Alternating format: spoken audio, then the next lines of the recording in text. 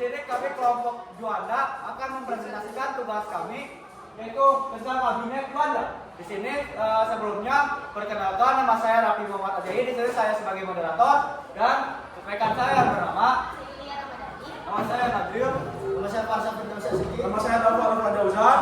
Ya, baik. Di sini ada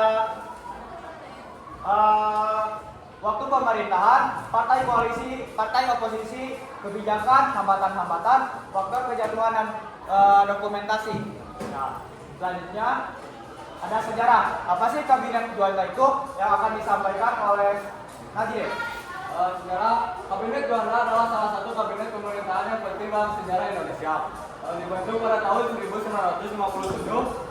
Kabinet Juanda memainkan peran kunci dalam mengatasi berbagai tantangan dan mewujudkan agenda pembangunan nasional. Nah, baik, di sini ada waktu pemerintahan yang akan disampaikan oleh Celia. Pada waktu pemerintahan 1957 sampai 1959, Kabinet Juanda memerintah selama 2 tahun terus menangani berbagai isu penting di awal kemerdekaan Indonesia. Selanjutnya, fokus kebijakan. Kabinet ini berfokus pada konsolidasi pemerintahan, pembangunan ekonomi, dan integrasi wilayah Indonesia. Selanjutnya, dampak penting pada masa pemerintahan Kabinet Juanda. Juanda memiliki dampak signifikan pada arah politik dan pembangunan nasional. Nah, baik, ini ada partai koalisi. Apa aja sih partai koalisi dari Kabinet Juanda? Nah, partai koalisinya akan dibahas atau disampaikan oleh rekan saya yang bernama Dapat. Oke, di sini untuk Partai Nasional Indonesia atau PNI.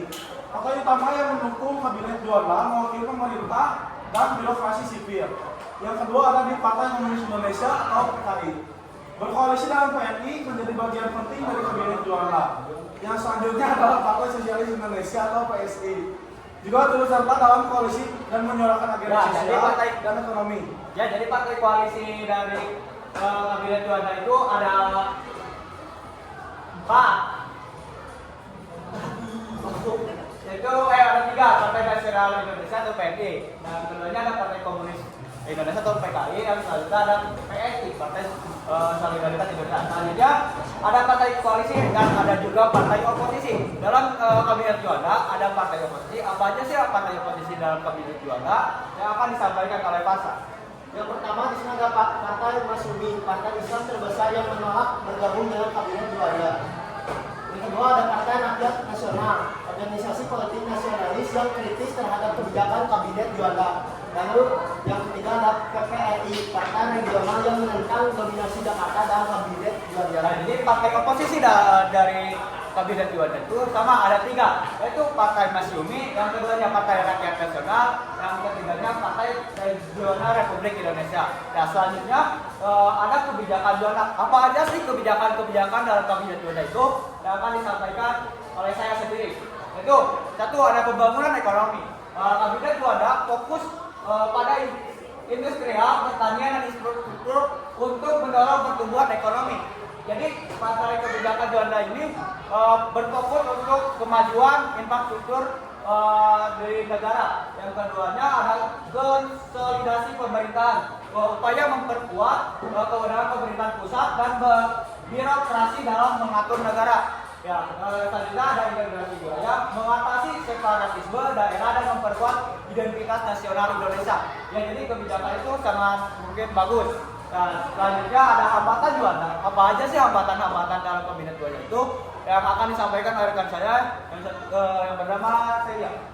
Jadi hambatan pada Kabinet Juanda itu ada 3. Yang pertama ada separatisme daerah, perlawanan dari daerah-daerah yang menginginkan otonomi lebih besar. Yang kedua ada konflik politik, ketegangan antar partai politik, koalisi, dan oposisi di DPR. Yang ketiga ada kesulitan ekonomi, inflasi tinggi, dan ketergantungan pada bantuan luar negeri. Nah, baik, ada Juanda Pakerja. Jadi dari Kabinet Juanda itu ada faktor kejatuhannya. Apa aja sih ya kejatuhan dari Kabinet Juanda ini yang akan disampaikan oleh rekan saya Tarsa? Yang faktor pertama yaitu konflik internal, persaingan antara partai-partai dalam koalisi semakin memanas. Yang kedua ada ketidakpuasan publik, kinerja ekonomi yang buruk membuat rakyat kecewa dengan pemerintah. Lalu yang ketiga ada instabilitas politik, krisis politik dan militer menandai akhir masa pemerintahan Kabinet Juanda.